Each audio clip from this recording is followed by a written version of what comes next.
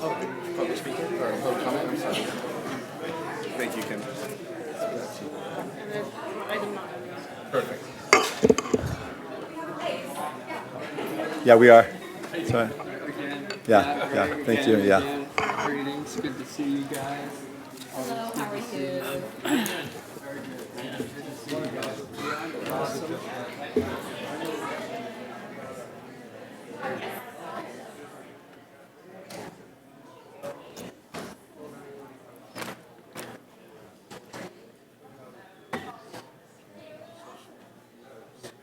Because we didn't report out at the end, but we can report out now. Okay. All right, thank you very much. We'll go ahead and get this meeting started.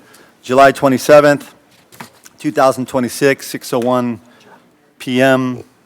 Before we go into roll call, I wanted to announce that we came out of closed session prior to this, and there is no reportable action. And the vote to remain in the closed session was 601 with Hilton absent. Thank you. All right, moving on to roll call, please. Councilmember Bracco. Here. Councilmember Klein. Here. Councilmember Fugazzi. Here. Councilmember Hilton. Councilmember Marks. Here. Councilmember Ramirez. Here. Mayor Bozo. Here. Moving on to 4.3, City Clerk's report on posting the agenda, please. Thank you, Mayor. This agenda was posted on Thursday, July 27th at 4:10 p.m. Thank you very much. Next will be the Pledge of Allegiance led by Councilmember Klein. Wrong day. And please remain standing for invocation by Pastor Malcolm McPhail.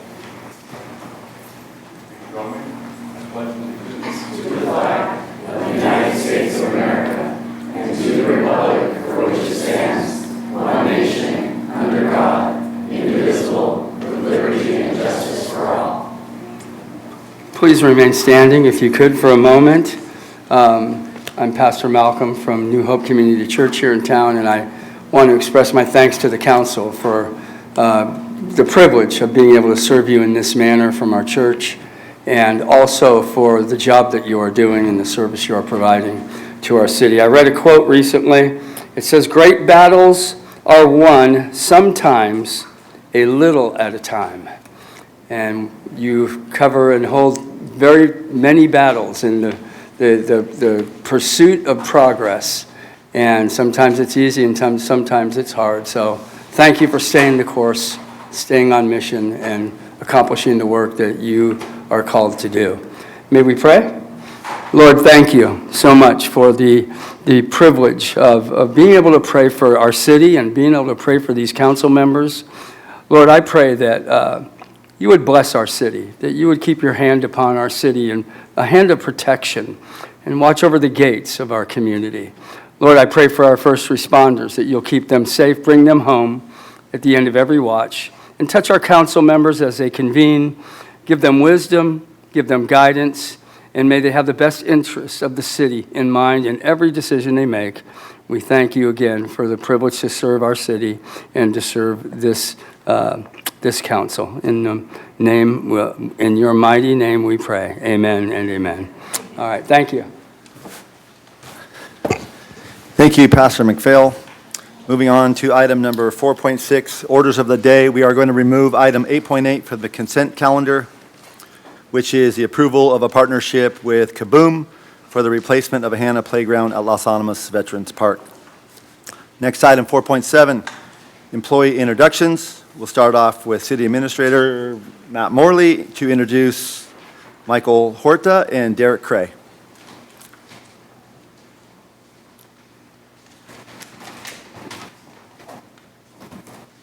Great. Good afternoon or good evening. I get the great pleasure of introducing Michael Horta. Michael began with us on July 6th as our Human Resources Director. Michael came to us from Morgan Hill, so it's great to have him this way again. He lives in Gilroy.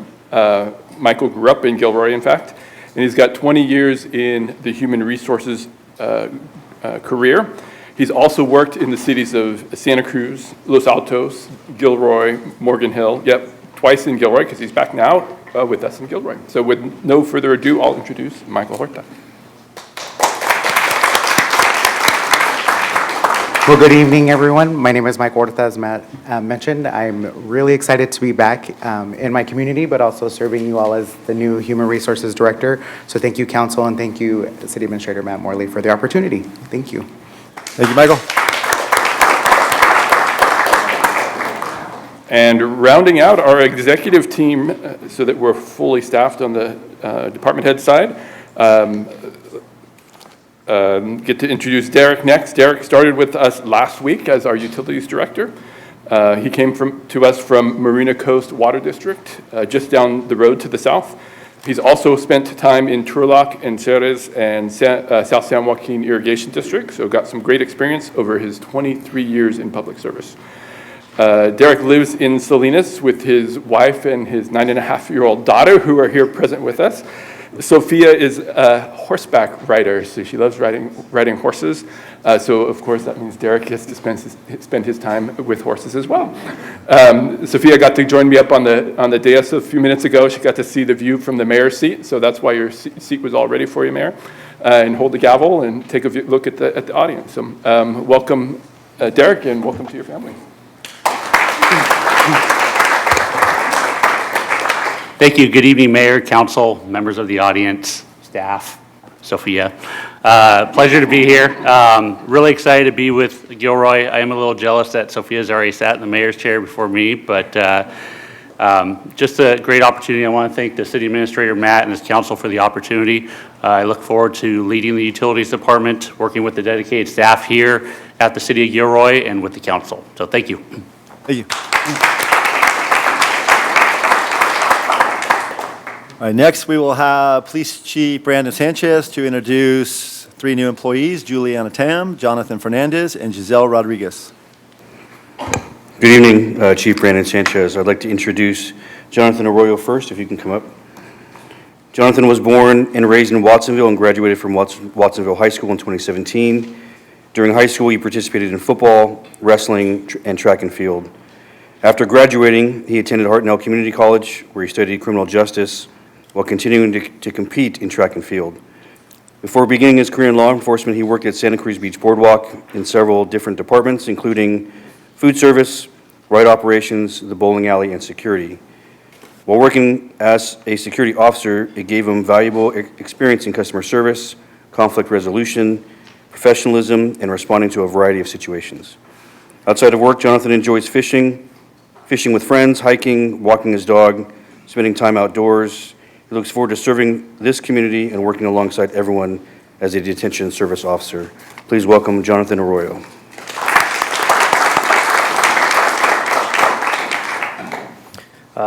First and foremost, I just want to say thank you guys for the opportunity. I am super grateful for Brandon Sanchez giving me the opportunity to start my career here.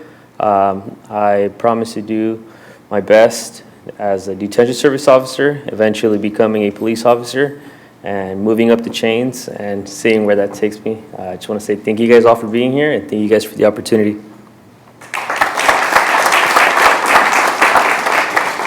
Next, I'd like to ask Juliana Tam to step up. Juliana was born in San Francisco and grew up in San Ramon. She has 1 brother and 2 cats. She received her BA in philosophy, specialized in law and society, with minors in business management and criminology at the University of California, Irvine. She went on to receive her MS in crime analysis at the Arizona State University. Juliana worked 1 year as a data annotation specialist at Tesla, working on full-service driving feature.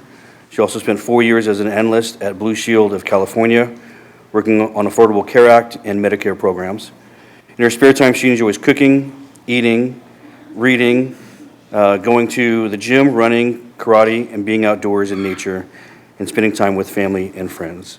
Please welcome Juliana Tam.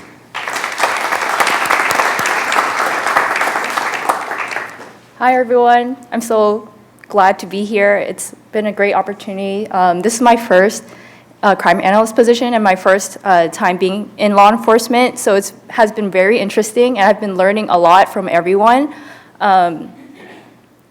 And I'm so glad to be here and for this opportunity. And thank you, Chief, for allowing this opportunity as well.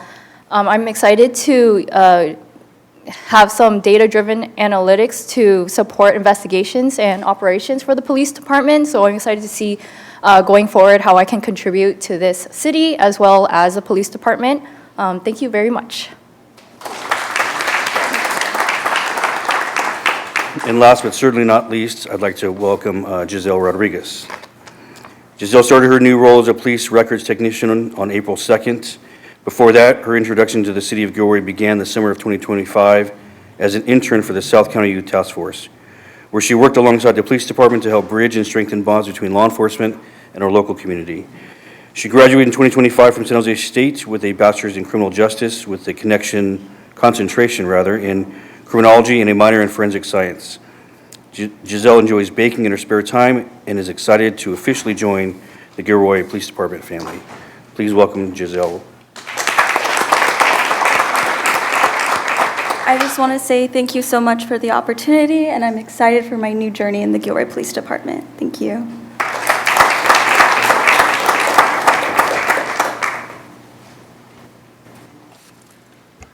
Thank you, Chief. Moving on to Public Works Director John Dowdy. He will introduce new employee Victor Romo.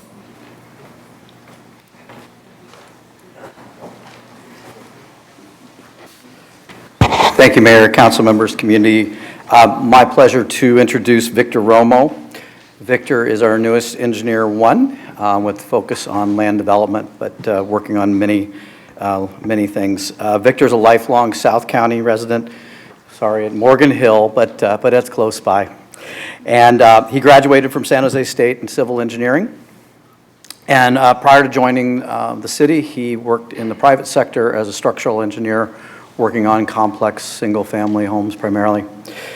Victor has fond memories of childhood birthday parties at Chevy's and adult confirmation at St. Mary's, so he's well familiar with the community and part of Gilroy already. When not working, Victor spends time with his family, and he goes off-roading and camps in remote spots. So I think he does tours for folks as well who want to go out and learn how to go backcountry on that point. So if you would, please join me in welcoming Victor to the party.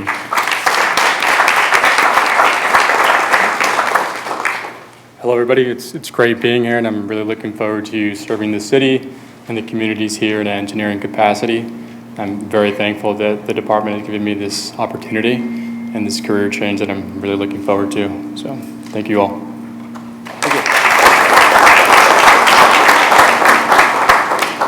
Okay, and finally, our Finance Director, Cindy Murphy, will introduce Julie Mancera.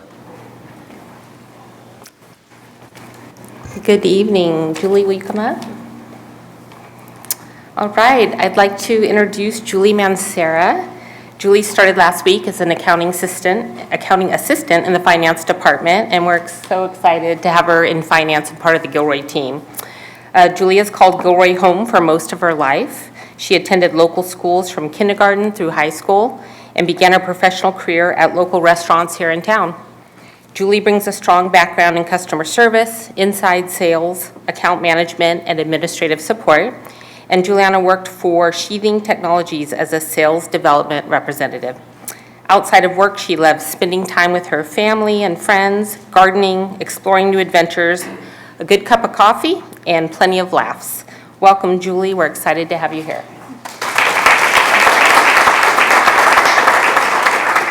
Good evening. I just want to thank the City of Gilroy as well as the City of Council for giving me the opportunity to be here. I am super excited to serve the community that helped raise me and shape me into the woman I am today. So thank you. Thank you very much. Thank you, Cindy, and thank you, Julie. Moving on to item number 5, we have one ceremonial items today, a proclamation which will be presented to Leanne McPhillips, our Human Resources Director.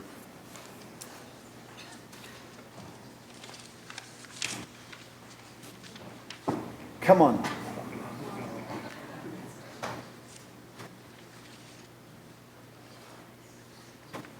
All right, come on. I didn't know about this. Good. Okay, so I have a City of Gilroy proclamation for our longtime employee of City of Gilroy, Leanne McPhillips. So let me start it. Whereas Leanne McPhillips has honorably served the City of Gilroy for over 27 years, and whereas Leanne has served the city with dedication and distinction as Human Resources Director and Risk Manager and Assistant City Administrator. Leanne has also provided leadership over information technology, fleet, and facilities, and served as interim city clerk among many other responsibilities throughout her tenure. And whereas Leanne is a graduate of San Jose State University, where she earned a Bachelor of Science in Business Administration and a Master's of Public Administration. She further advanced her professional expertise by obtaining the Senior Professional in Human Resources and the IPMA Senior Certified Professional Certificates. And whereas Leanne also provided leadership and guidance to the City of Gilroy Personnel Commission and Youth Commission, reflecting her commitment to both the organization and the community. Whereas Leanne further advanced the human resources profession and local government through her service on numerous professional organizations and committees. She represented the Personnel and Employee Relations Department on the League of California Cities Public Safety Policy Committee, served on the California Public Employers Labor Relations Association Conference Planning Committee, was Vice President of the Local Agency Workers' Compensation Excess Committee, and participated in the Santa Clara County Human Resources Directors Group. Through these roles, she contributed to policy development, professional advancement, and collaboration amongst public agencies throughout California. And whereas Leanne provided leadership within the city organization by serving as chair of the Accident Review Board and Safety Committee, while also contributing her time as a member of the Employee Appreciation Committee. And whereas Leanne skillfully managed the City of Gilroy's risk management and workers' compensation programs, overseeing complex claims, ensuring regulatory compliance, coordinating with key stakeholders, and implementing strategies to mitigate organizational risk. And whereas Leanne successfully guided labor negotiations, strengthened recruitment and workforce development efforts, and helped ensure employees and the tools, training, and support needed to succeed. Her contributions have helped shape the organization, strengthen its workforce, and establish practices that will continue to benefit the city and its employees for years to come. And whereas Leanne's enduring legacy, knowledge, guidance, friendship, and steady presence will be deeply missed by colleagues and employees across the organization. Leanne retired from the City of Gilroy on December 30th, 2025, and looks forward to a well-earned retirement spent with family, traveling, relaxing, and enjoying many fishing adventures. Now, therefore, I, Greg Bozo, Mayor of the City of Gilroy, and on behalf of the City Council, the citizens, and employees of Gilroy, join in thanking Leanne McPhillips for her years of service and commitment to the City of Gilroy, and wish her well in her retirement for years to come. Congratulations. Now you get to speak in Pontoon.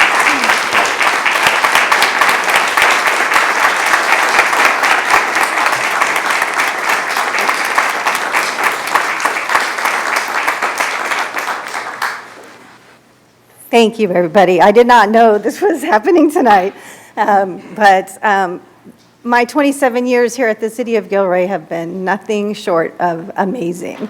I have had such a wonderful time working here. For those of you who are just starting your careers, this is a great place to work, and you are going to love your time here. It's hard to step away, but when you get to 36 years in the public sector, it's time. And so passing the torch on to my friend Michael Horta to take over. And so it's just it's a bittersweet time. I got to thank my team. Angelica, stand up. Jason, stand up. Alyssa, stand up. And Diana and Adriana and Andrea are not here. But this doesn't happen alone. It happens when you have a team that is amazing to work with and work alongside. They have made my time here just fabulous. And the executive team, thank you so much. Thank you so much. Council, Matt, thank you. Thank you. How about a picture of us? Yeah.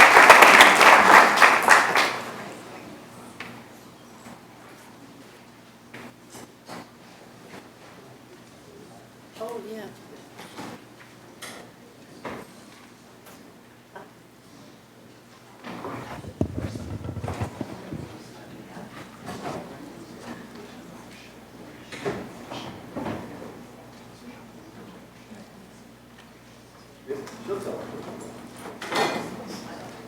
Yeah, let's wait just a little bit. Leanne, scoot that way. Yep, good, stay there. You're good, you're good. All right. Ready? 1, 2, 3. I'm gonna take a couple more. 1, 2, 3. All right, we're good. Thank you. Stay to the left.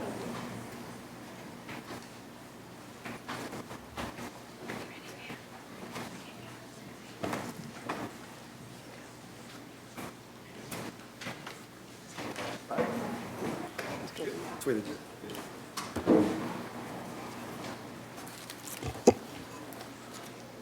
Okay, moving on to item number 6, presentation to council.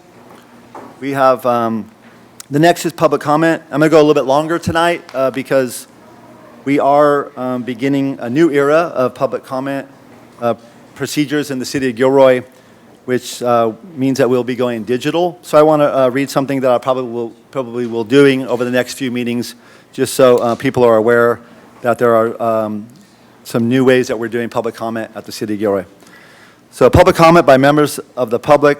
This is the time for public comment by members of the public on items not on the agenda, but within the subject matter jurisdiction of the city council. The portion of the meeting is reserved for persons desiring to address the council on matters within the Gilroy City Council's jurisdiction, but not on the agenda. Persons wishing to address the council in person are requested to complete a speaker's card located near the city clerk and handed to the city clerk. Persons wishing to address the council virtually, and this is what's new, are requested to raise their virtual hand. And please remember that virtually or in person, speakers will be limited to 1 to 3 minutes, depending on the volume of speakers, varying at the mayor's discretion.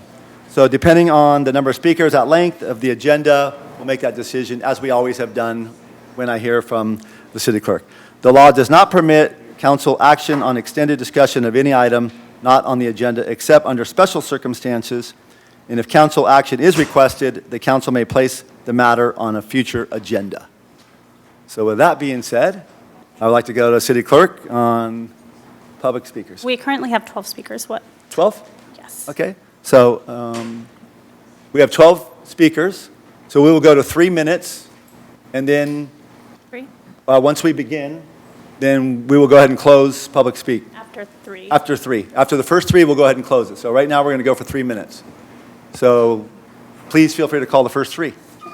Charlene, followed by Georgine and Susan. Right. Yeah.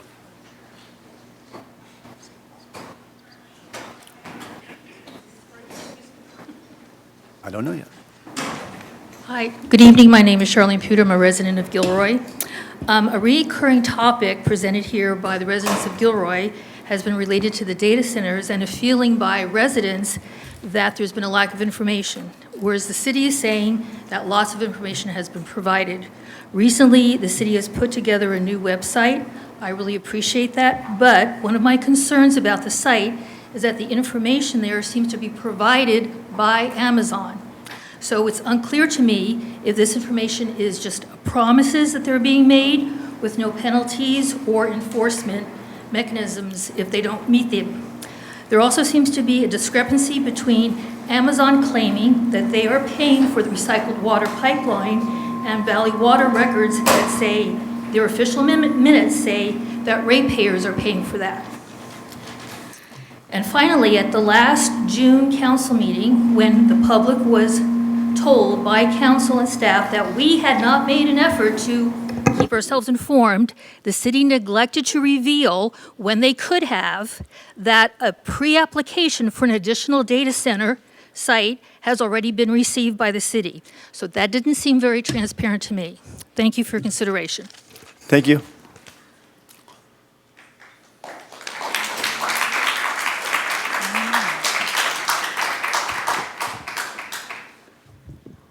So ironically, there's an item on the agenda later tonight, and As you guys have known in the past, when we do public comment, that the decorum of this council room is to refrain from clapping. So if we could do that, please, that would help move the meeting along. We have a lot of speakers that want to speak tonight, so I want to make sure that everybody gets their 3 minutes. So the hope is that the decorum of the room is that we're not clapping during public comment, please. Go ahead. Thank you. Good evening. My name is Georgine Scott Kodiga, Americans for Transparency. This comment isn't about a specific agenda item. It's about something more basic, how the public is supposed to have dialogue with this council. In recent months, I've submitted detailed, carefully researched written materials to this council, letters, comparisons of ordinances from other cities, analysis specifically tailored to Gilroy's own municipal code on matters including the largest development project in this city's history. Hours of research so this council can make informed decisions. I have received in most cases no response, not a courtesy notice of received or a thank you for your submission or I'll review it, absolutely nothing on several occasions. I find it extremely troubling that when the community comes together to try to have a dialogue with the city council members about important issues in the proper venue, the council's response is to cut time to 1 minute and now to place a decorum policy on the consent calendar where absent someone in this room asking that it be pulled, it would have passed with a single vote and no individual discussion. Respect goes both ways. The council demands courtesy and respect, yet it appears to be one-sided unless someone can explain how failing to respond to the public is respectful or courteous. What troubles me the most, beyond the disrespect or lack of courtesy, is when the public brings forward research and council either dismisses it or fails to acknowledge it, then turns and asks staff or city attorney to explain the research, what the research already answered. That's not a criticism of any individual, it's just a genuine question about the process. If the public does the work of researching an issue and puts it in writing so council has time to review it in advance, and that work goes unread, then the public input isn't actually being used. It's being collected and set aside. So my question tonight is sincere, and I would like a direct answer, not a general one. What is the method I'm supposed to use to have actual dialogue with this council about issues the public considers significant? If it isn't written letters and it isn't phone calls, what is it? And I'd like to know, honestly, is this how the council treats all the public input, or does responsiveness depend on the topic? I recognize every council member's time is limited, but acknowledging a letter or returning a call takes less than a minute. When that doesn't happen consistently and specifically on the issues this community has told you matter the most, it sends a message, whether or not it's intended, that the public input is welcomed in word but not in practice. I'm asking respectfully and directly for council to tell the public how you want us to engage with you. That's it. Thank you. Thank you. Okay. Thank you. So, as I mentioned before, we are instituting some new policies and a really loud new bell, apparently. So, thank you very much. We're going to go on to the third speaker. Kim, call the speakers, please. Call the speakers. Susan, followed by Ron and Armando.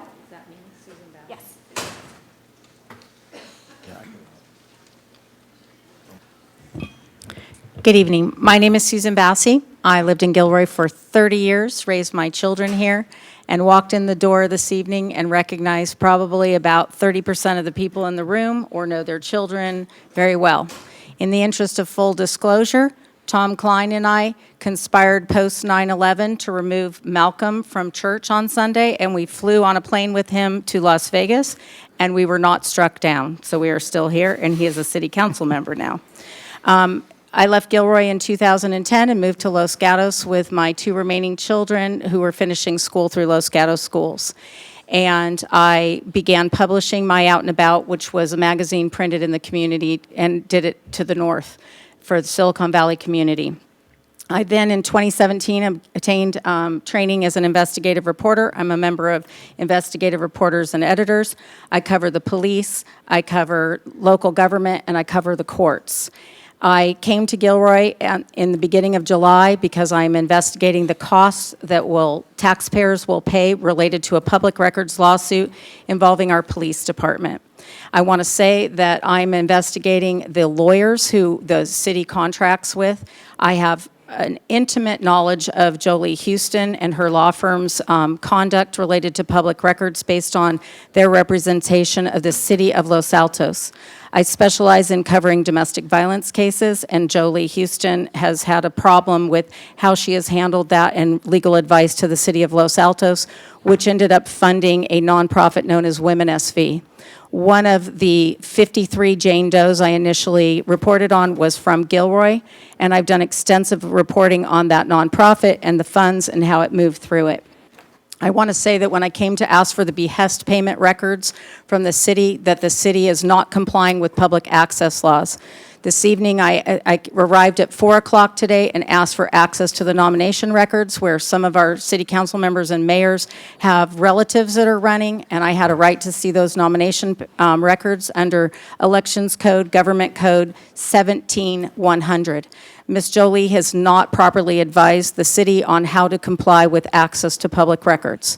I want to also give a shout out to the Gilroy Police Department that is at the center of that lawsuit that is going to cost taxpayers a lot of money. We now have a new police chief. I have done several inspections and access for records, and this evening was given access to records on the arrest logs in the city, which the city keeps for 7 days, and Brittany, who handles the communications for the department in the lobby area, knew how to comply with the law, and the police department is doing a better job than the city hall is doing with respect to public records. We're going to be investigating your local elections this year. We're going to be investigating the data center and the public records behind that. We're also going to be investigating a lot of the behest payments and other public records policies. Thank you. Thank you very much. Thank you. Ron's next, and then Armando Benavides. And Diana. Diana Benz, thank you, sorry. Good evening, Mayor and Council and Matt and Jolie. At the last meetings, there was some conversation about Sharon Goley, and I was kind of confused what was going on, so I decided to put my 2 cents in too. During these last several years, I've been attending our Gilroy City Council meetings. I have had the pleasure of getting to know some of the most talented folks who work or have worked for the city of Gilroy, especially those who worked in the planning department. Some of the best talent to work in Gilroy includes Rick Smelzer, Henry Serving, Christy Abrams, and Lee Butler, and I believe Leanne will agree. All who provided the best service and product for our city and who performed excellently, keeping Gilroy running at a maximum efficiency and ticking like a well-crafted Swiss watch with exceptional precision, reliability, and efficiency, keeping our city of Gilroy running smoothly. I would like to add Sharon Goey to this list of folks, as her work product and professionalism exemplifies the best of the best. The City of Gilroy is very fortunate to have Sharon as a member of staff as the Director of Community Development. Thank you and best regards. Thank you, Ron. Mayor, City Council, I want to say I appreciate the work the staff is doing to bring forward amendments to the Architectural and Site Review Ordinance to regulate data center development in the future. I believe the proposed amendments that would be submitted to the Council for consideration should fully address the concerns that many residents have expressed following the approval of the Amazon data center. The determination of which body should make the final decisions on projects of extraordinary community significance is important. The Planning Commission made the recommendation that if an environmental impact report is required, the Planning Commission makes the approval authority. If an environmental impact report is not required, the project may be approved administratively by the Community Development Director. The council's role is limited to hearing an appeal after the decision has already been made. I respectfully suggest that this approach gives too little involvement to the elected representatives of the community. Large-scale data centers have the potential to shape Gilroy's future for decades through their demands on land, electricity, water, emergency services, and infrastructure. These are public policy decisions. The final approval of projects of this magnitude should rest with you, the City Council, regardless of the level of SECA review. Also, the city needs to develop objective, measurable development standards for data centers outside of the SECA process. SECA is an environmental review process. It identifies and discloses environmental impacts, but it does not establish policy regarding what size of data centers is appropriate for Gilroy. It does not determine the maximum building heights, building square footage, electrical demand, water consumption, generator capacity, battery energy storage, or diesel fuel storage. Those are land use standards that should be established by the city. Without clear standards, every proposal will continue to be evaluated individually, creating uncertainty for residents, developers, and decision makers alike. Some of these standards could certainly be incorporated into the architectural and site review ordinance. However, given the complexity and unique impacts of modern AI data centers, I believe the better approach would be for this city, and it's coming before you fairly soon, for the city to develop a separate, and I mean separate, data center ordinance.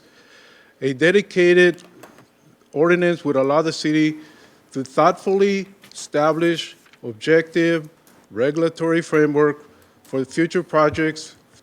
Applicants. Thank You still have a few seconds, correct? No, Okay. that was it. You changed that? Yes. Okay, sorry. Okay, sorry, Armando. Thank you very much. Diana's next. Diana, followed by Landon, and then Anador. Thank you. And while, Diana, just give me 1 second. Jen, and those of you in the back, there's plenty of seats up here if you guys who want to sit down. Don't be afraid to take a seat. So they're there for you if you want. Nobody's reserving these seats. Okay? Take it away, Diana. Mayor, City Council. As you guys know, I am a member of the Open Government Commission, but the audience might not know that. And I am here to tell them that we have heard their concerns about not getting information when asked, and we invite them to come to our August 13th Open Government Commission meeting. That's it. Come talk to us. Don't leave it on Nextdoor. We want to hear from you. Thank you, Diana. Landon, followed by Anador, and then Dion. Good evening, council members, and to those in the gallery. My name is Landon Sepulveda, and I am here with other concerned residents of Gilroy to speak once more for a ban on all future data centers within Gilroy. The city council has seen the pushback on this data center already in construction, and when there is one, there is more. Already, Amazon has another site in the works here in Gilroy, showing that this is not another one-off incident. You have heard the pleas of the people who have voted for you, the people who trust you to look out for them, the people who hoped you'd warn them about projects like these. All of them doing this for over 6 months now. With November coming up, it is time you show that you are listening, not only by passing more transparency for projects like this, but placing a moratorium on all future data centers. Thank you. Thank you, Landon. After Anador, it's Dion, and then Michelle Nelson. Hi, good evening, Mayor, council members, staff. I am here one more time to request a moratorium in the short term and then a updated ordinance to address new data centers. And Armando took a lot of my talking points as far as us needing to develop standards. One item I wanted to add to it, one of the standards I think we need to add to any future ordinance is consequences, like how are we going to enforce any of the items that are listed, that these are actually taking place. And one of the things is a decommissioning bond. What happens to a facility that if the occupant decides at some point that the business is not there and they're just abandoning it, will the city of Gilroy and the taxpayers then be responsible for decommissioning the project and what's sort of left of the building? But anyway, I'm hoping that you consider looking at doing an ordinance, because clearly your community is asking for it. And I really appreciate you giving us all 3 minutes, because cutting down speakers' time from 3 minutes to 1 and kind of robbing them of 2/3 of their time gives very much the impression that you're not interested in what the community has to say. Right? And I know you're just trying to keep the meeting a little bit more reasonable, but it translates into community members, your constituents not being heard. And I think that's one of the big issues right now. And I know that on the early notification that you guys are working on it, Planning Commission has met and has given recommendations, so that's a great thing, but that's like the first step in a long line of things that really need to happen, and I hope you seriously look at that, because it's tearing the community apart. So, appreciate your time. Thank you, Anador. Dion, followed by Michelle Nelson, and then Connie Rogers.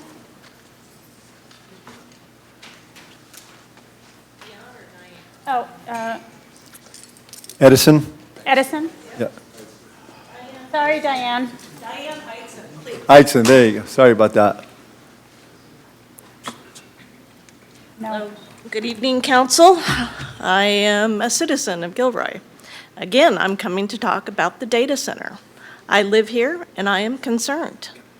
I am concerned that lots of people are asking questions and are getting very lightweight answers that don't hit the core of what people are asking.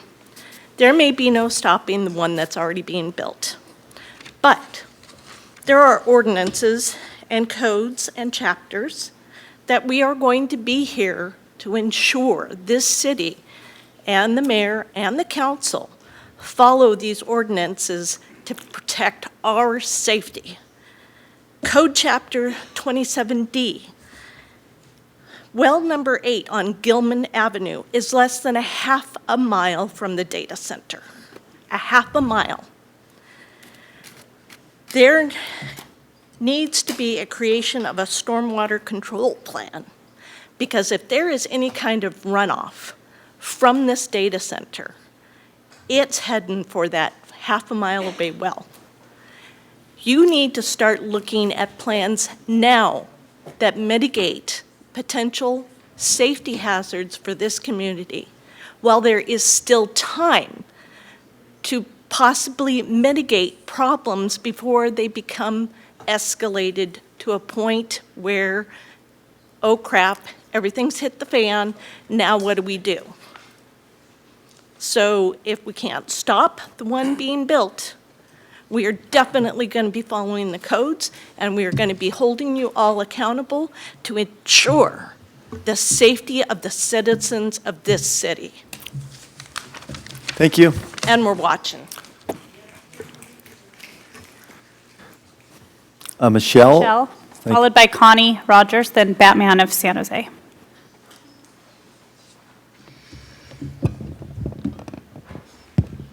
Good evening. I was here before. I can't compete with Batman, but I'll do my best. I attended the Planning Commission meeting earlier, and I was very impressed with the dialogue that they were having with each other. And now I have an idea about what they feel about the data center. The attorney tried to keep it focused on the process for approving projects that trigger an EIR, but it ultimately drifted to conversations around the data center. I request that the City Council also dedicate some time to a discussion about the data centers that are here and coming. We all know Phase 1 was already approved, but Phase 2 needs a permit to proceed. We would like to know how you feel. Can we have a dialogue rather than just us talking at you and you're not able to respond? Now it's also been confirmed that Amazon wants to build another data center at the corner of Camino Arroyo and 152 East. I also would encourage the council to adopt an ordinance dealing with data centers as a separate item.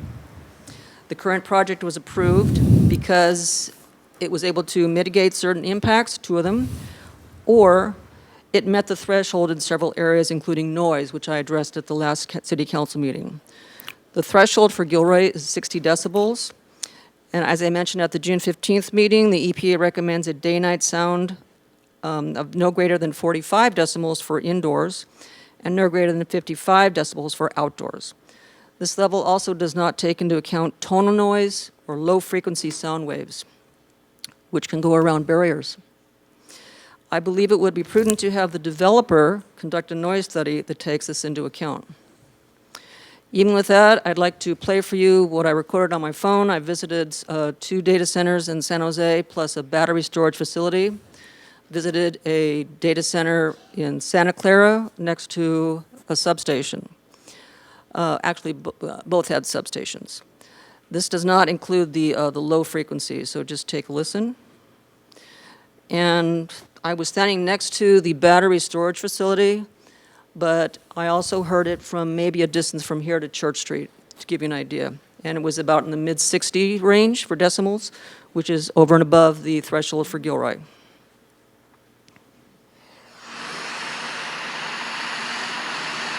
This is the noise emanating from the building I took pictures of.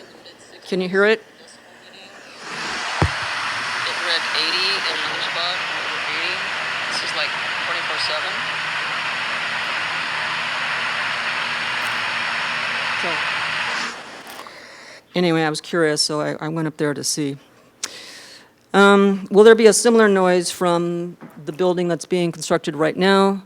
Because the plans also say that there's going to be a similar battery storage facility, the BESS. Darn it. Okay.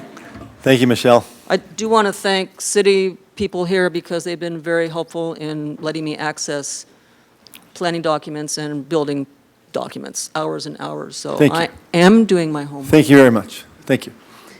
Connie Rogers, followed by Batman of San Jose, and then Catwoman.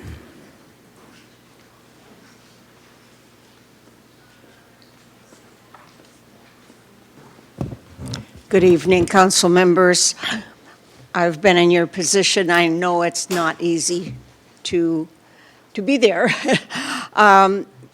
But I want to confirm that the public is very upset. You can tell by the people that have shown up here tonight. And they feel very left out of the decision-making process. You know, we all were taught about we the people, and you are our representatives, so we would like you to understand why the public is so upset. We don't want any more data centers. One is going to be more than we wanted in the first place. We certainly don't want the second one. We also, at a minimum, would like our 1981 ordinance updated because it's 40 years behind the time. And I believe we, all of us in Gilroy, could establish our own standards for industrial development. They're actually starting to do this in the city of San Jose at the request of 4 council people and the mayor. So if they can do it, we can do it. It would be a long process and would need to be a thorough process. But Gilroy should have its own standards for what we want in industrial development, not what any particular company thinks is right for their bottom line. Thank you. Thank you, Connie. Batman of San Jose, Catwoman, and then Britt Smith.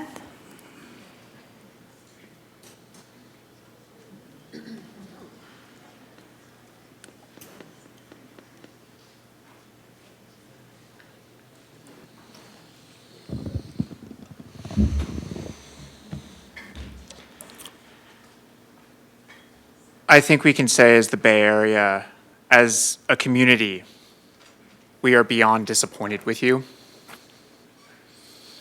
I'm attempting to show restraint here because I'm really, really pissed off right now with the fact that you have decided to not sign on to the letter to help aid in the fight against the concentration camp that is coming to our community.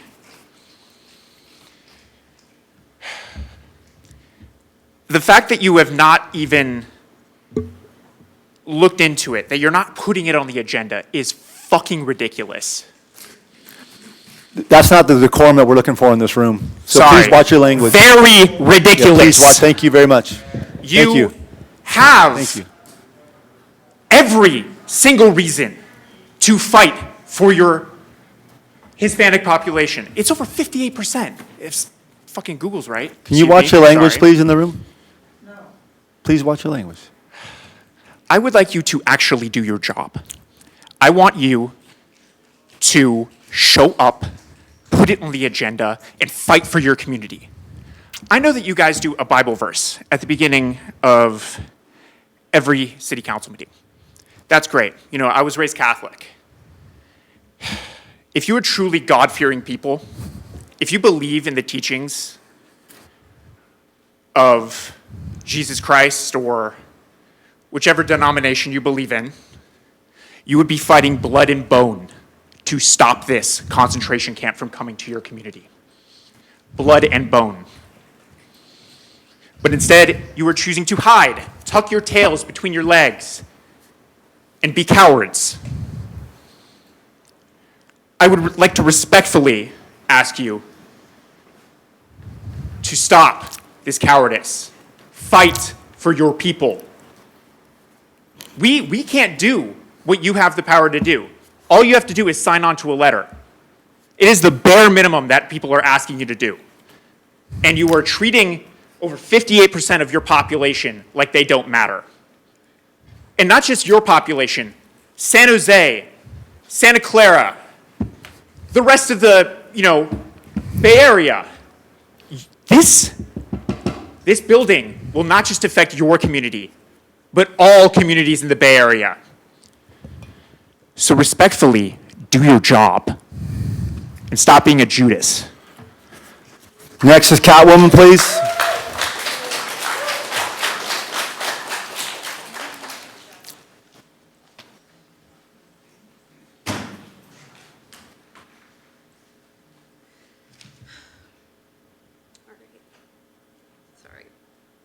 Filming now, I'm pulling up my notes. Lower the mic. There you go. Yep. Thank you. Thank you very much.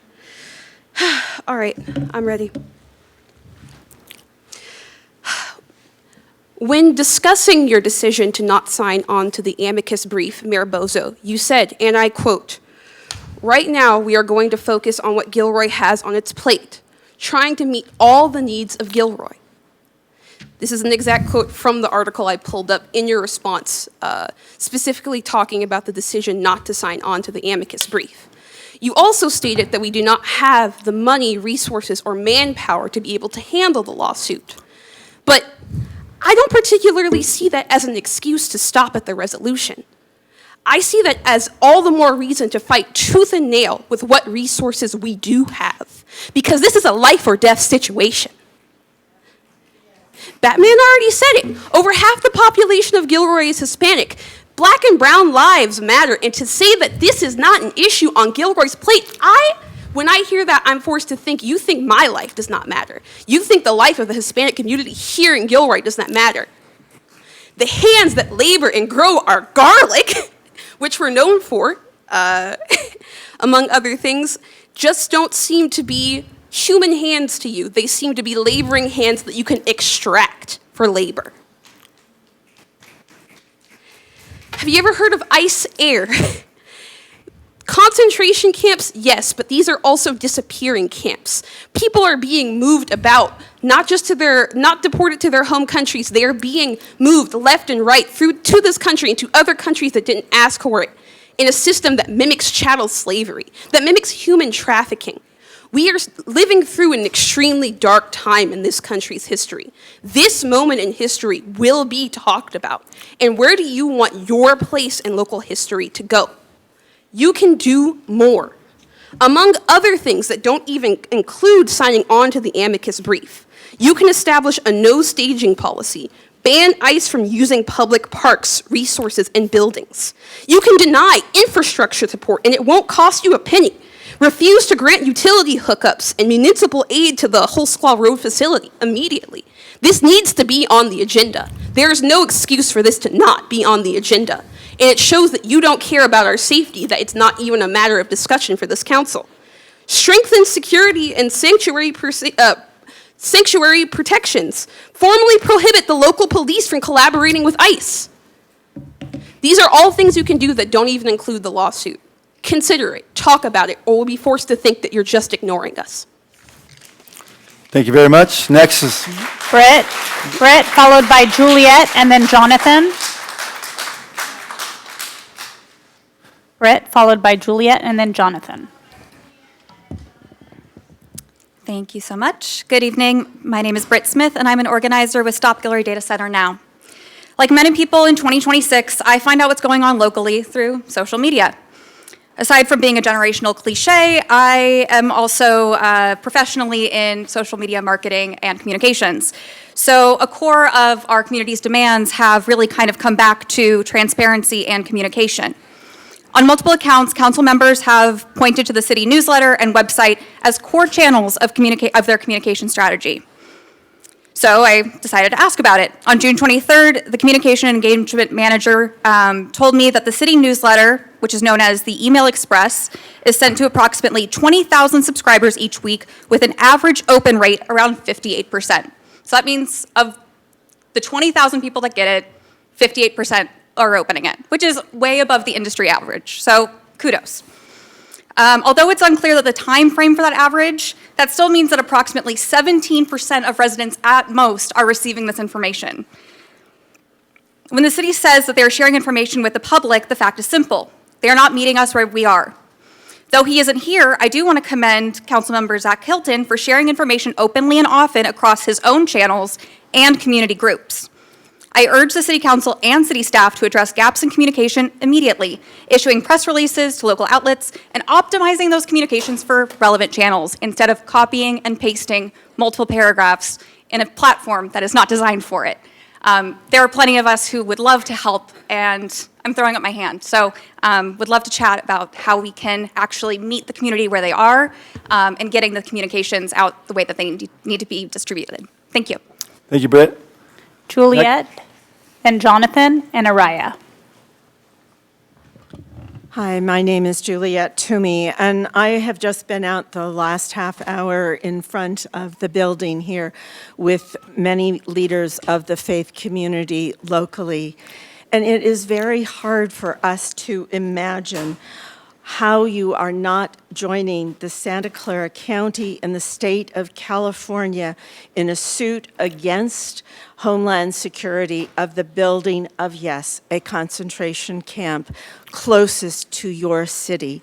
We implore you to bring it onto your agenda, to have a full discussion of it, and we implore you to act, to join that struggle to protect more than 50% of your community in the same way that I hope you protect the rest against the data centers. These are not unlinked. They both are going to harm the common good of this city. Thank you. Jonathan. Jonathan? Yeah, thank you, Jonathan. Hello, Council. Sorry, it's a little higher. So my name is Jonathan. I'm a high school student and a civil rights activist here in Santa Clara County. And today I am here to let it be known that we, the youth, are highly object the proposed Gilroy Detention Center. As a high school student, something as simple as sitting in a classroom becomes very difficult when a constant feeling of paranoia lingers throughout the classroom. We have all seen the horrendous actions that have occurred throughout the country in places like LA, Minneapolis, and more. And we cannot let that happen here. Currently, we haven't been targeted because the nearest detention center is about 200 miles away, but this could change in a matter of time. Studies prove that after a detention center is built, ICE activity increases. So an ICE facility here would give ICE a gateway to target our communities. We find it very hypocritical that the council claims to support our hardworking families, yet chooses to not join the legal battle. We highly urge the council to show their solidarity with the community by joining the lawsuit. They say money talks, so let's talk money. In 2025, the Gilroy Unified School District received about $6.7 million in federal funding. To put that into perspective, the Department of Homeland Security secured a $26.5 million lease for this project, meaning they care more about targeting our neighbors than educating our students. We should prioritize, I don't know about you guys, but I personally think, as a student, I think, this is my belief here, we should prioritize the education of our students instead of building ICE facilities that terrorize our communities.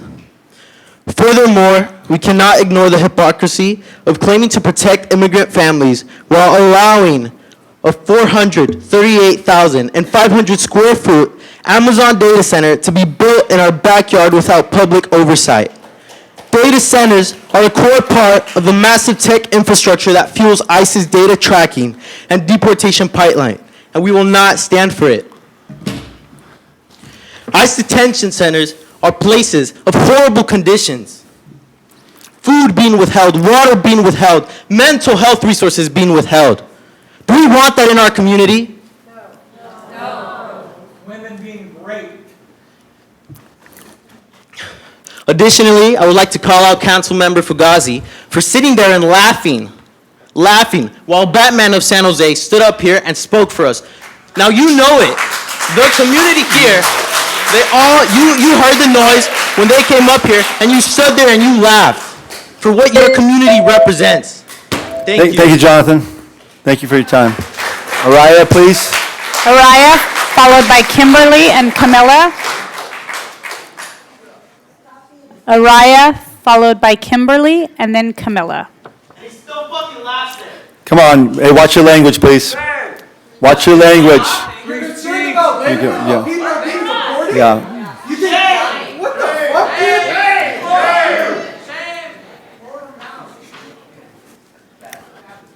You want to move on to the next speaker? Go ahead. My name is Aria. I'm a teacher. And I'm profoundly disturbed to see a council appear unmoved by the content of these conversations, by the content of the conditions that the community of Gilroy, the community of the Bay Area is facing. What side of history do you see, what do you want to be on? Do you look back at Japanese internment camps? Do you look back at the Holocaust? And do you ask yourselves, what were people doing at that time? How did they let this happen? Do you look at the housing crisis? Do you look at our polluted community and planet? And do you ask yourselves, who let this happen? Who landed us with these circumstances? And here you are,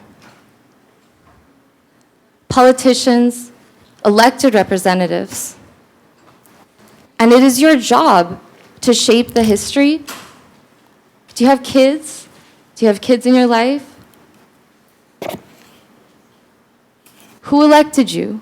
What are you handing to them? Your community needs to be brought along. And the message is loud and clear.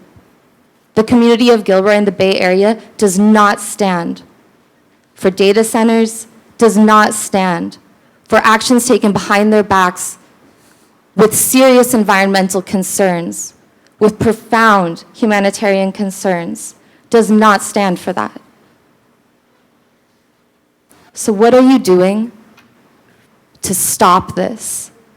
What are you doing to stand in the way? You have obvious actions in front of you, and the choice is yours.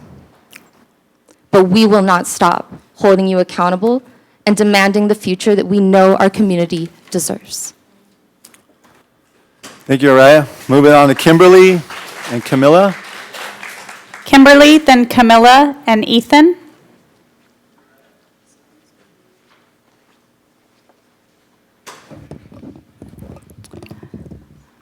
Hello, my name is Kimberly. Yes, others have mentioned already a number of cities across not only the Bay, but just our general region, Central Coast, including Monterey, Marin, Santa Cruz, have voted to take a firm stance against this detention center, the ICE detention center. And it is very shameful that two did not, especially considering how geographically close you both are, you, Gilroy, and Morgan Hill. And so, yeah, I just do want to express my deep disappointment in all of you. And I do believe there was, a resolution signed. I think that that's insufficient. To say that's all that is needed is to bend the knee. And I say don't bend the knee. In addition, Amazon Web Services, they do benefit from this, obviously the data center, but just anyone detained in the ICE facility. And so, yeah, don't let them get their way. They profit off of creating profiles, surveillance profiles from local, state, federal databases. And they're not just targeting immigrants or undocumented folks, they're targeting anyone who looks like maybe they're not from here or they are immigrants. And so, yeah, don't continue to bend the knee and listen to your constituents. Thank you. Thank you, Kimberly. Camilla, then Ethan.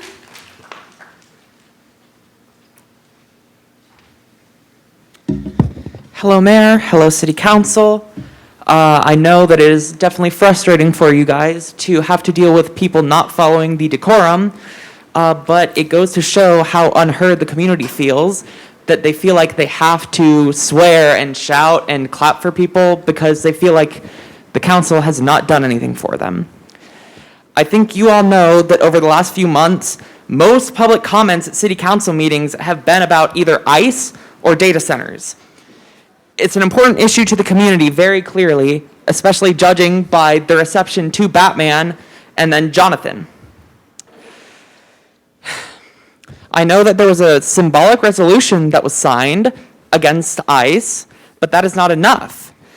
Please, please join the amicus brief, because if you don't stand up and then the pause ends because the pause that is currently there is only temporary, what will you do when the pause is over? You've already shown us that you have not done anything now, so who will be there to fight for us? I also will ask you to please work towards a moratorium or a complete ban on further data centers. The world does not need more data centers, despite what Amazon and other companies that are building them may tell you. Please do right by your constituents.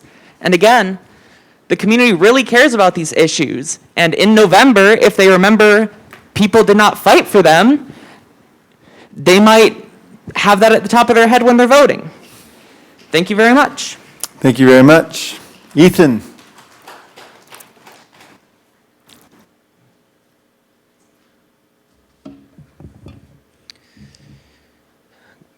Good evening. My name is Ethan Bowe. I'm currently a resident of San Juan Bautista, California, though I grew up here in Gilroy with my father, Brian Bowe, who some here may have known. I'm here to speak about both the AI data center and the ICE facility that are currently being constructed in the city or near it. As you've heard over and over, both of these facilities represent a danger to our communities, and frankly, they are against the democratic wishes of this community and several communities in the area. I organize with individuals as far south as San Luis Obispo who are concerned about the ICE facility and the implications it could have on their community that far away. Let alone the ones that are here or closer. As you've heard over and over, the current actions that the council has taken or not taken are frankly unacceptable. There seems to be a desire to dismiss the concerns or propagandize against the concerns of your constituency rather than try to meet them in the middle or reach even something resembling a compromise. I don't see any efforts to take these concerns seriously from this council. Not signing on to the amicus brief for the lawsuit it's baffling, frankly. I don't understand. That's the bare minimum, and this council could not even do that much. Neither of these facilities are a benefit to this community in any way. They don't represent economic growth or some sort of law and order. They're only a harm. Only a harm to our neighbors, only a harm to this community and all the surrounding communities. I would ask that the council consider a moratorium or outright ban on any data centers or battery facilities. I'd also ask that they work diligently to either mitigate or completely stop the building or use of the ICE concentration camp that's being built currently, or at least take actions to institute. No, you're good. Keep going. No staging laws against ICE. The community here agrees with all of these things. These are the democratic wishes of your community, and I hope that you will listen and really consider and take action on what the democratic wishes of your constituency are. And I'm proud of everyone here for showing up and organizing, and I hope that you don't get discouraged. Thank you, Ethan. So now we're going to go. I have one speaker on Zoom, Dash Shield. I will go ahead and give you permission to speak. Thank you. Hello, my name is Dashiell Leeds. I'm the conservation coordinator for the Sierra Club Loma Prieta chapter. I'm also here representing the Santa Clara Valley Bird Alliance. Our organizations strongly support the establishment of a moratorium and ultimately a ban on new AI data centers. We've been hearing from residents tonight that their questions, input, research, and criticisms are not being adequately considered by the city when it comes to data centers. It seems like there's a lack of trust here. There's been some talk of standards, but there is a problem with just standards rather than adopting a moratorium. The flaw with standards is that in many cases, they're not actually enforceable by the city. So for example, utility data from data centers, that's confidential. There's no requirement for the disclosure of, let's say, water or energy use by data centers. So you as a city, you're limited in your ability to actually obtain the information that is necessary to enforcing stringent standards. And standards that are not strong enough or aren't realistically enforceable might actually have the opposite effect of streamlining the approval of new data center projects and accelerating data center development. So in this environment that we are in right now, where the information we have is limited, the absolutely best tool that you have as a municipality to protect your community is a moratorium on data centers and ultimately a permanent ban. Just a little bit about data centers, while I have the time here. I want to talk, as one of the community members mentioned before, infrasound. This is low frequency sound below the lower limit of human hearing. This travels extremely long distances through barriers. We can't hear it, but we can feel it in our bodies. This causes prolonged physical and psychological discomfort and a variety of negative health impacts. Prolonged exposure to infrasound, it's been linked to fatigue, vertigo, headaches, nausea, changes in our heart rate, and that's just humans. We're not even talking about the impacts on the biosphere and on the environment as well. A little bit on grid costs. All of us in this meeting here, we are already paying for the grid improvements for AI data centers through CAISO, which we pay through our increased energy bills. So we're already paying for AI data centers. And just regarding market risk, I think there's like this assumption that people have that it's good to build these things just from a financial perspective, but I think it's really a lot riskier than the companies are selling. AI data centers operate at massive ongoing losses, and the companies that on the other end that are implementing AI, they're not seeing gains either. The industry studies by OpenAI and Google on scaling laws show that building compute is exponentially inefficient during pre-training. So data centers themselves are just completely inefficient buildings. So what happens if there's a market correction? Well, then we've built a bunch of stranded assets that have made our lives more expensive and less healthy. So let's take a pause, then a ban. Thank you very much. Congratulations, Kim, for your first non-COVID online public comment. Great job. All right, looks like that concludes our public comment period. Well, there's a problem with that. Yeah. What good is it Yeah. for us to show up That- and then put a chain on us? That concludes we our can't public speak? comment period. Okay. I don't give a Yeah, shit. yeah. Ask me So I'm going to move on to item number 7 for what? for a report. There are people here wanting to talk. Because you guys make a rule? I got it. Okay, I'm going to go on to item number 7, reports of council members. You guys I'm need to be, gonna go all on. need to be Can I- fired and replaced. Look, just like I said a few weeks ago, I listened to the public, So- right? They did a great job speaking, and now it's time to move on to the next agenda item. This So is what are you guys hiding? I'm going to move on to the next agenda item. For what? We want to talk. Because it's on the agenda, and I have an obligation to do so. So I'm going to move on to Have item, someone come up and tell me, oh, reports of council sorry, members. 3 people came Mr. up, and Bracco. we're going to cut everybody else off. Go ahead, Mr. So how Bracco. do you like that? Yeah, I just wanted to say our hearts go out to our neighbor to the north, Morgan Hill, over the shooting that they had this weekend. Guys, get rid of these And You get, hold on, Councilmember Bracco. Get rid of all of Yeah, them, go ahead. including. You're now being disruptive to the meeting and to everybody in this room. What? I would like to ask you to leave, please. Well, don't worry, I'm leaving. Okay, please But go. I just want to know, you guys fucking suck. Please go. You guys, please you guys go. Are ruining. You guys are going to ruin this community. What's in your guys' pocket? What do you guys got to hide? Have a good evening. Yeah, go fuck yourself. Kiss my ass. Did you see me walking down? Yes. Hey, you guys, see, when they kill one of your guys' family members, you see how right? that's just what I wanted to say, that our hearts go out to Morgan Hill, because we know what that feels like. Thank you. Thank you. Councilmember Fugazzi. Nothing to report. Councilmember Marks. I have just a short report. The Santa Clara County Habitat Governing Board met in early July to review the executive officer, Mr. Sullivan's salary increase of a 3% raise and a 5% merit increase. Both were approved. Mr. Sullivan presented a financial report. The total investment account has $23 million with an operating account of $1.3 million. The agency maintains a strong cash position. The investment portfolio remains diversified. Revenues are up, but grants received are down. Mr. Sullivan went to Washington, D.C. on an advocacy trip to lobby for support of the Habitat Agency. He met with many representatives and staff. The overall feeling was positive towards what the Habitat Agency does. That's it. Thank you. Councilmember Ramirez. Yeah, just real quick, I'd like to do a shout out to Downtown Business Association.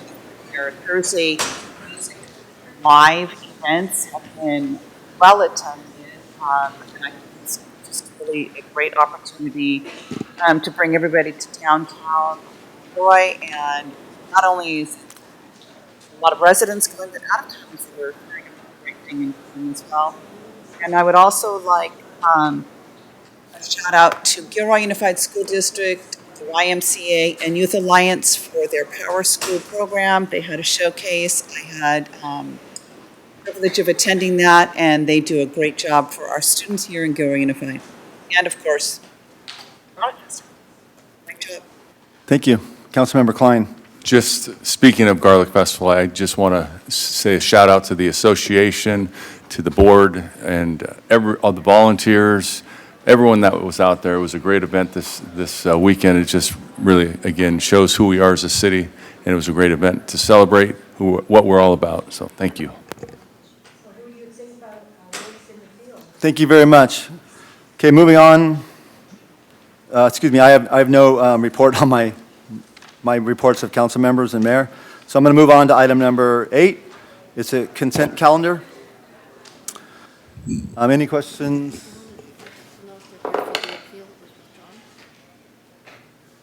I'm sorry. My agenda has it, but there's not. Should we say the appeal was withdrawn? Sorry. Okay, sorry about that. Okay, moving on to the consent calendar. Any questions from council? Any public comment? Yes, I have two speakers, Georgine and then Mary Yates.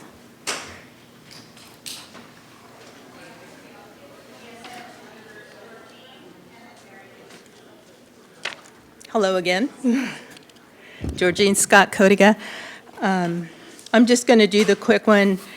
I'm asking that item 8.12 be pulled from the consent calendar. I don't believe this policy is necessary. Perfect example. The civil law worked just fine right now. The city already controls the mute button for the remote participants, so I'd like to know what problem 6.4's ban on clapping and noise actually solves that muting doesn't. This also arrives right after public opposition to data center and ICE facility. I'm asking you, the council, to say on the record whether that's connected.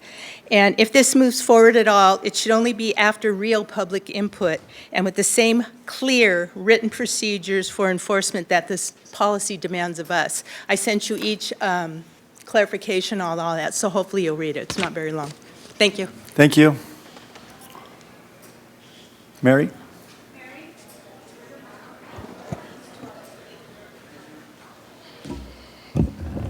Good evening, Council and Mayor. Mary Yates, Gilroy resident, 40-plus years. And I've been very involved in this community, working at the Garlic Festival, helping to build our library. I was on the bond committee and responsible for all of the yard signs and big 4x8s, ordering, placing, et cetera. If you don't think that was a job, I got to tell you, that was something. I've previously asked for this item to be removed from the consent calendar, removed period, but if anything, it should be put in the public hearings for the city for the residents to comment on. According to one council member's posting on Nextdoor, the proposed ordinance regulating conduct at city council meetings has been in the works for years. Interesting that after the June 15th, 2026 city council meeting, it suddenly appears only in the consent calendar and not as new business to be commented on by the public, as is their right. There is no public outreach as stated in the staff report. This policy is an affront to this community's civil rights and begins, in my opinion, the slippery slope towards fascism by means of suppression. Since the rule of law specifically states that such behavior, like clapping, must actually prevent the continuance of business, and no such thing has happened. Furthermore, Mr. Mayor, you have stated that we are meeting under new policies related to clapping, et cetera, tonight, yet you haven't even passed the ordinance. This is where we are at the point of the agenda now to pass it, which I'm sure you probably will, but not to the benefit of the community. Finally, it's a good thing that elections are coming up. Maybe we'll get some people who are not just sitting here collecting pay and full health insurance coverage. Thank you. I have no further speakers. Thank you very much. So before I take a vote on this, since as a position of mayor, I have a few comments, since I'm the one that has the opportunity and responsibility to speak on behalf of the city. I understand the concern from the community that this idea of clapping is something that we're trying to eliminate in this room completely, and that's not something we're trying to do. The goal of the policy is to make sure that unintentional intimidation, right? So I want to say that clearly. Not intentional intimidation. I want to say unintentional intimidation by a well-intended group that might have on a small group of people part of the public. It's not about how council feels, right? As you can see, we ran for this office that sometimes it's uncomfortable for us, but I do have a responsibility for the people in this room to be comfortable and for others to follow decorum. And so I assure you, as I've said before, I know you guys have seen me talk about this idea of clapping before. There are plenty of opportunities that we should be clapping in this room, but when there's also public comment going on, this is really about during public comment, is that when there's a large group of people that feel really, really passionate about something, there also may be a few people or young people or new people that would be intimidated by that. And this is something that I know it would be, for some folks, they would want really, really, really clear guidelines. And look, maybe down the road, that's something we can talk about one-on-one in this community for people who want that. I have no problem having that conversation at all. But this is why I'm going to support it. And then additionally, I will say publicly, this is not something that has gotten put on the agenda just because of recent dialogue in this community. Our Open Government Committee has been talking about some of the changes that we can do to these policies for a very long time. They've invited you to their meetings. This has been going on since post-COVID. So those are my comments. And with that being said, I'll entertain a motion to approve the consent calendars. I'll make that motion. 8.1, thank you, through A second. 8.12, excluding item 8.8. As a reminder, we took that out. And it sounds like I have a motion from Councilmember Fugazi and a second from Councilmember Bracco, and a second from Councilmember Klein.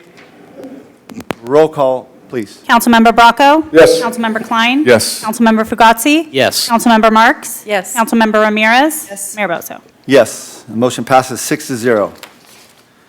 Thank you very much. Moving on to item 9.1, bids and proposals. Award a 3-year contract to Advanced Integration and Controls with the option to extend for 2 additional 1-year periods for a total contract amount of $450,000 for water and wastewater SCADA control systems, integration, and support request services. Staff report, please.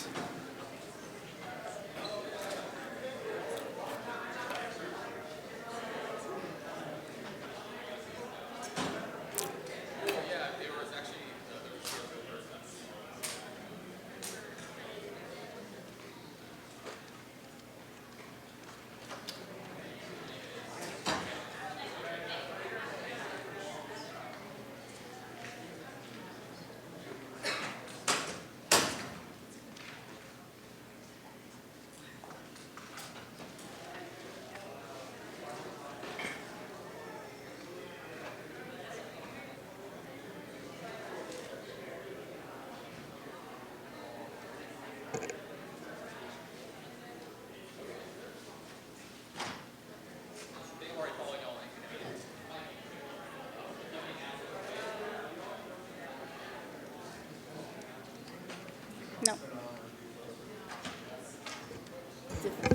All right. Should be a go now. Yeah, we hear you now well, thanks. Okay, great. All right, so I'm Tyson Insweiler, Operations Utility Manager for Water and Wastewater Division here at the City of Gilroy. And here to make this presentation to council on awarding a 3-year contract for our SCADA system included in water and wastewater controls and automation. So what we're going to cover here is a couple things. So we currently had a contract with Mission Controls that expired in last month. And so leaving us out of contract, we're have the opportunity to look at our infrastructure and see what we can do to improve it, and also have the reliability that goes along with having subject matter experts that can assist us in this sort of work. And this requires specialized ongoing support with these subject matter experts that, excuse me, that we went through the RFP process. We sent out the bid, and AIC was the contracted company that scored the highest. And based on what we found, awarding a 3-year contract at the total amount of $450,000 was appropriate. And so once again, 3-year term for this contract was what we're asking for, with the option to extend that after that 3-year period for an additional 1-year extensions over 2 years. So in 2016, this original contract with Mission Controls came to fruition, and they've been supporting our infrastructure since then. In June, the contract did expire, and we went out to bid with the RFP process. It was a competitive bid. We had 5 proposals through qualified firms. AIC scoring the highest. They're out of Sacramento is one of their closest facilities that they'd be supporting us. One aspect is having that 24-hour support in this contract. It's important to us to have ongoing support since our water and wastewater delivery is 24/7. We scored these firms on a specific criteria based on approach, their qualifications, how close they are to the city of Gilroy for that fast response time. And ultimately, cost is important to us and how we can perform at the highest level, being that, cost effectiveness is important to us here at the city. And AIC is the one that was really like I said, really competitive, but AIC is delivered upon that. So I want to talk about SCADA. So SCADA might be a little unfamiliar to some in water and wastewater terminologies. We have kind of a specific language. So I want to talk about that a little bit. So SCADA, Supervisory Control and Data Acquisition. It really automates how we deliver water and wastewater from the wells that we have, that extracting the water out of the aquifer, to pumping it and delivering it to customers and storing it and creating the adequate pressure with our storage tanks. So it is a control system that operators will use for remotely monitoring and controlling the system, also getting real-time alerts. So there's sensors that we have deployed out in the system, pressure, flow monitoring, level monitoring on our reservoirs, and it gives us that real-time data so we can have real-time response. That data flows over a communication network through radio antennas and microwave communication.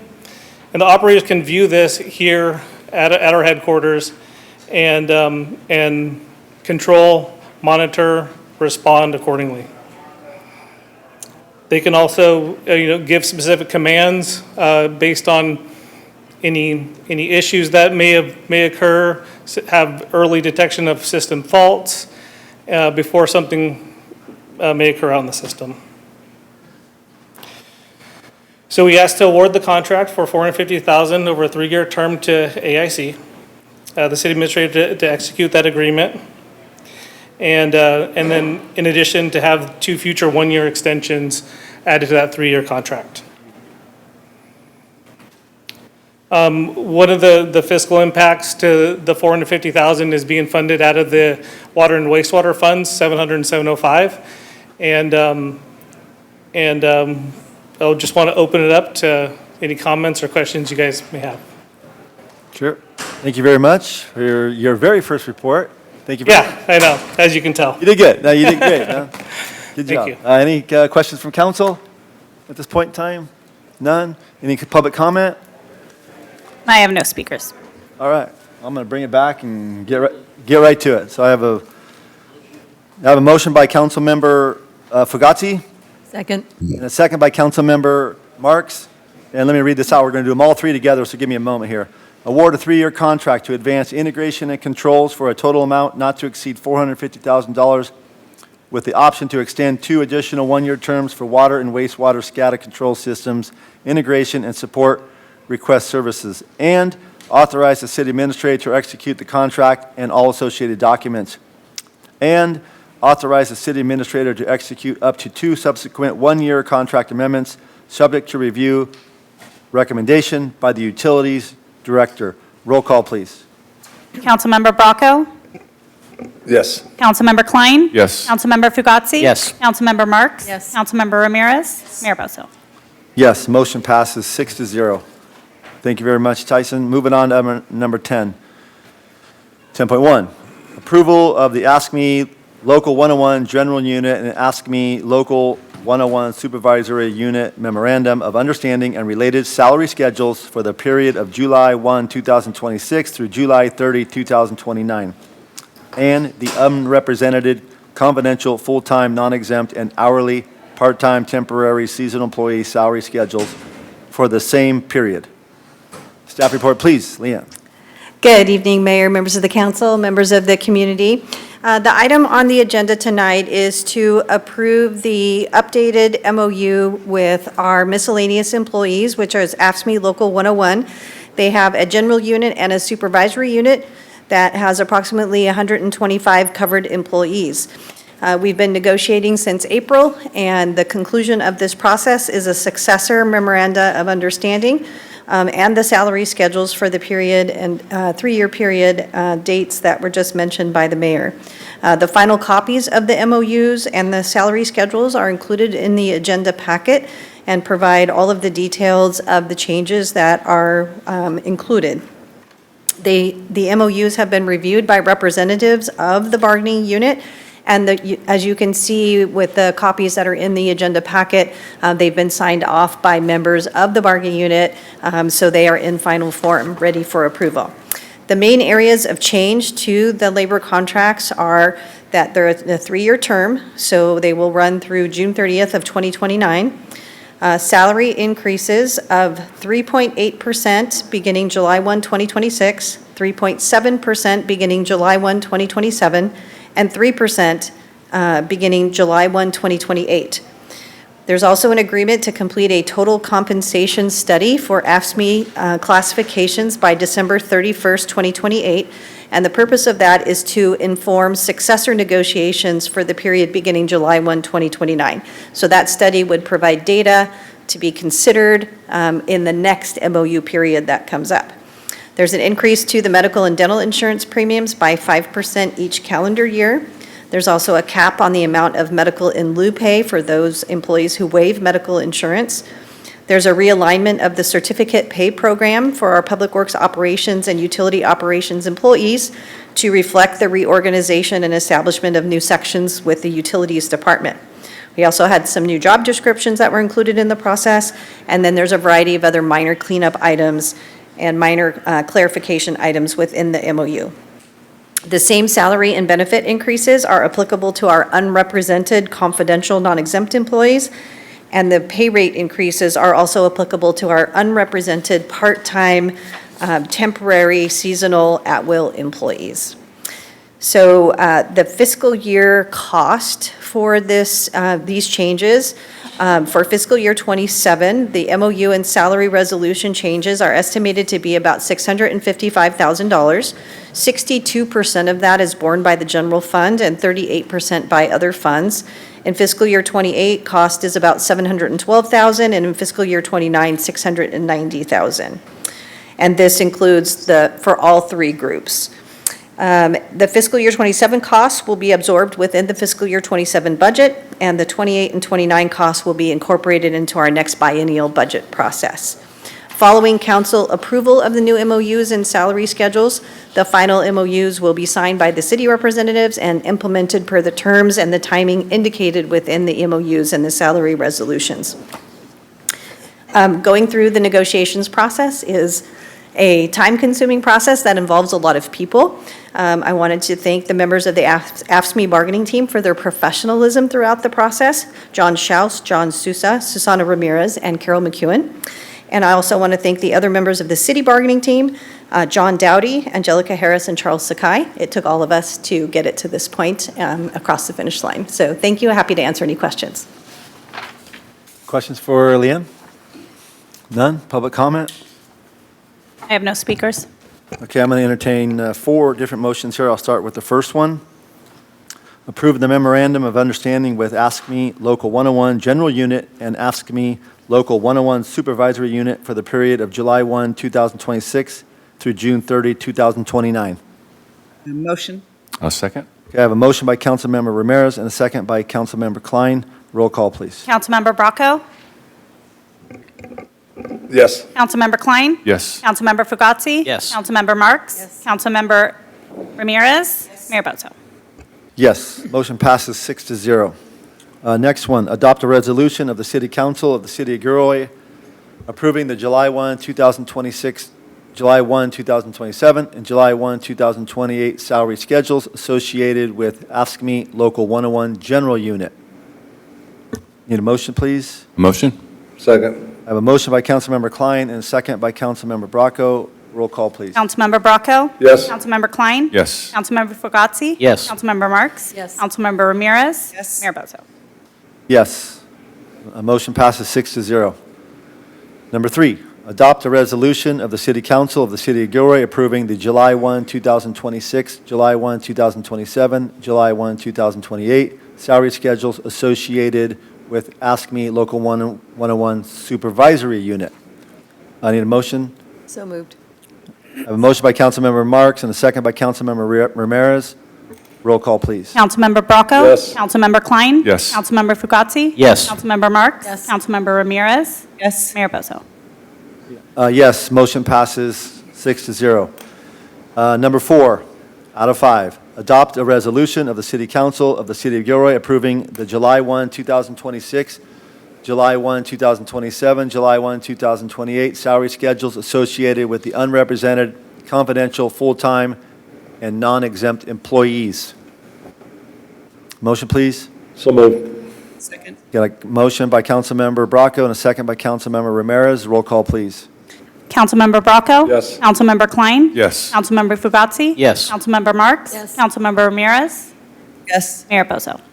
Yes, motion passes 6-0. And finally, adopt a resolution of the City Council of the City of Gilroy approving the July 1, 2026, July 1, 2027, July 1, 2028 salary schedules associated with the unrepresented hourly, part-time, temporary, and seasonal employees.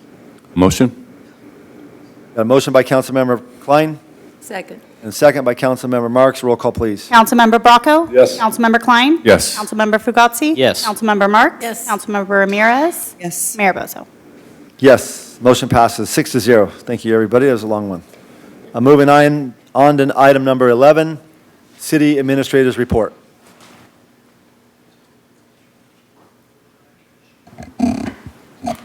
Thank you, Mayor. Just a couple of items. First, still living on the high of the Garlic Festival. Proud of the police department and the fire department for representing at the Garlic Festival and serving the community so well. Not often that the police department gets more photo ops than the fire department. That was certainly the case this weekend. Also, there were a number of city employees that volunteered at the Garlic Festival on their own time for their own organizations, so we wanted to acknowledge that as well. And then this meeting today was a big change. We had state requirements, SB 707, that created a significant amount of work for staff to implement over the last at least 4 or 5 months as they worked tirelessly to make that happen. So thank you to Kim Mancera, our city clerk, and our IT department, and the rest of the city administrator's office that put all the time in to make that happen. Very, very grateful for that work, and the good work showed off tonight as the meeting was quite successful. Thank you. Thank you very much, City Administrator. Excuse me, City Attorney? No report. Okay. Thank you very much. With that, moving on to item number 13, which is adjournment at 7:43 PM. Thank you.